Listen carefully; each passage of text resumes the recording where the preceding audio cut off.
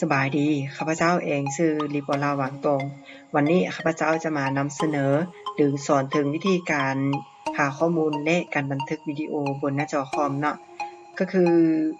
ข้าพเจ้าจะยกตัวอย่างหรือว่ายกหัวข้อที่ชื่อว่าประวัติความเป็นมาของการเบิ่งดาวเพื่อเป็นการหาข้อมูลของตัวนี้เนาะซึ่งเป็นอะไรนั้นเราไปเบิ่งพร้อมๆกันเลยเจ้าขั้นตอนทำอิฐเนาะเราก็ต้องได้ไปดาวน์โหลดแอปตัวที่มันสามารถทำการอัพวิดีโอหน้าจอคอมเขาก็เนาะก็คือแอปตัวนี้เลยแอปตัวที่ชื่อว่า Bandicam เนาะก็คือเราสามารถไปดาวน์โหลดได้ที่ Google Chrome ได้เนาะถ้าว่าเขามี Google เขาก็ไปดาวน์โหลดที่ Google ก็ได้เนาะแต่ว่าคนนี้ก็ไปดาวน์โหลดได้ที่ Google Chrome ได้แล้วก็จะกดเข้าไปพิมพ์คำว่า Bandicam ดาวน์โหลดเนาะหรือว่า Bandicam ลาก็ได้เนาะ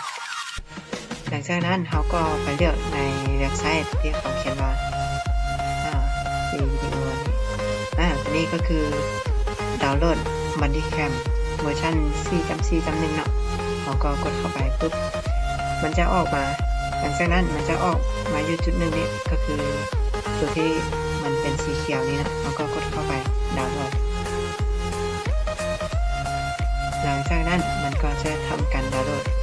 เด้งออกมาฝั่งนี้นะแต่ว่าข้าพเจ้าได้ทำการดาวน์โหลดมาข้าพเจ้าก็คลิกโซไป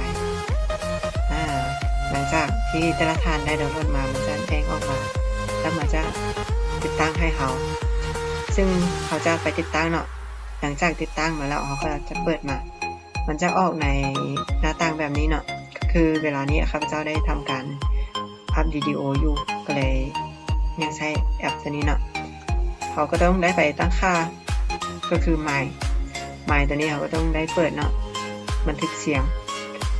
จุดที่1ก็คืออุปกรณ์เสียงหลักเขาก็ต้องได้ใช้เป็นอุปกรณ์เสียงเริ่มต้นตัวที่2ก็คืออุปกรณ์เสียงพร้อมเนาะเขาก็ต้องได้ใช้เป็นไมโครโฟนเข้าไปก็คือมันจะมีหลายตัวเลือกนะแต่ว่าเขาเลือกไปในไมโครโฟนสำหรับตัวนี้ก็คือการเปิดหน้าจอเนาะก็คือการเปิดกล้องในหน้าจอนะแต่ว่าข้าพเจ้าบ่เปิดนะแล้วแต่ละท่านจะเปิดหรือบ่เปิดนะสำหรับเมาส์ตัวนี้เขาจะแสดงเมาส์เนาะถ้าว่าเขาบ่อยากแสดงเมาส์ก็ปิดไปแต่ว่าถ้าว่าเขาต้องการแสดงเขาก็เปิดนะ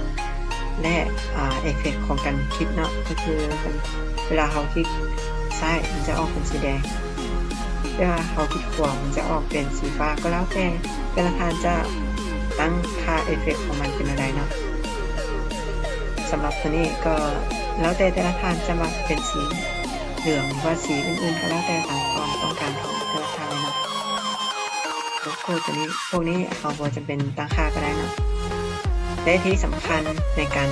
จะอัพวิดีโอก็คือเราต้องได้ตั้งค่าเวลาที่เราอัพวิดีโอ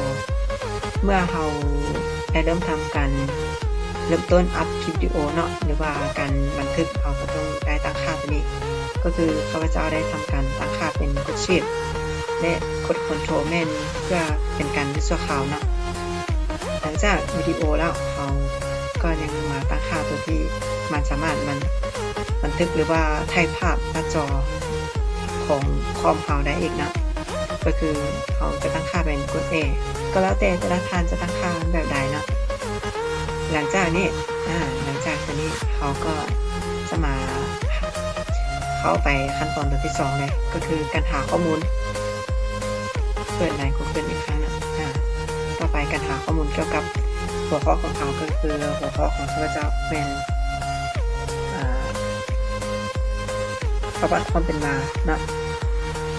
ก็คือเราต้องได้กดเข้าไปเป็นพิมพ์ภาษาไทยเนาะเกี่ยวกับดาราศาสตร์ก่อนเราก็กดเข้าไปปึ๊บดาราศาสตร์เขาก็จะเข้าไปในเว็บไซต์ที่เขาเขียนว่าดาราศาสตร์วิกิพีเดียเขาก็กดเข้าไปหลังจากเขาเข้าไปแล้วเนาะเขาก็เลื่อนเข้ามามันจะออกในหัวข้อตัวที่1ก็คือปฏิบัติและ 1.1 เนาะก็คือการปฏิบัติทางวิทยาศาสตร์ดาราศาสตร์นะก็กดเข้าไปมันจะออกมาแล้วเขาจะอ่านเบิ่งว่ามันมีท่าไหนที่ได้ทำการปฏิบัติ มาเนาะก็คือผู้ทำอิฐเลยก็คือจะเป็นนิโคลัสที่2ไปก็คือกาลิเลโอมีท่านโยฮันเนสก็มีหลายท่านเนาะถ้าหากว่าเขาอยากเบิ่งข้อมูลของท่านใดเขาก็กดเข้าไปเลยมันจะออกมาแล้วเขาก็จะทำการเบิ่งว่ามันมีความคิดเกี่ยวกับอย่างเนาะทฤษฎีของเพิ่นได้เว้าเกี่ยวกับอย่างใดเราก็เอาข้อมูลมาของแต่ละท่านมาจับเป็น PowerPoint ก็คือกับ PowerPoint ที่ข้าพเจ้าได้ทำกันมานี้เนาะก็คือเขาต้องได้หาข้อมูลมาจะเรียนตามแต่ละยุคแต่ละสมัยตามแต่ละทฤษฎีของแต่ละท่านที่ได้ทำการอธิบายเกี่ยวกับประวัติความเป็นมาของดาราศาสตร์หรือว่าของการเบิ่งดาวเนาะแล้วเขาก็เช็ดเป็น PowerPoint ให้มันละเอียดหลังจากที่เขาเฮ็ดได้ PowerPoint มาแล้วเขาก็ได้ทำการบันทึกเลยก็คือจะเปิดแอปมาข้าพเจ้าจะเปิดวิดีโอที่ข้าพเจ้าเคยบันทึกมาเนาะก็คือวิดีโอตัวนี้สบายดีข้าพเจ้าดิบลาวางตรงก่อนอื่นก็ขอแสดงความนับถือมันยังต่อมาปีคศ1512เนาะก็มีท่านนิโคลัสโคเปอร์นิคัสท่านได้ให้ทฤษฎีมาว่าโลกบ่แม่นแกนมูลของระบบสุริยะจักรวาลแต่จะเป็นดวงอาทิตย์ที่เป็นแกนมูลของระบบสุริยะจักรวาลและทฤษฎีตัวนี้ก็เป็นทฤษฎีที่มีความจริงและถูกต้องเนาะ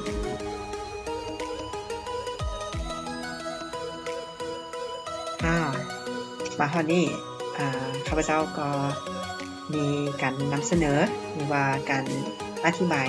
หลักการต่างๆของข้าพเจ้าข้าพเจ้าเองก็ต้องขอตัวลาไปก่อนคันว่ามีข้อใดที่ผิดพลาดหรือว่ามีข้อใดที่แต่ละท่านยังบ่เข้าใจเนาะก็สามารถ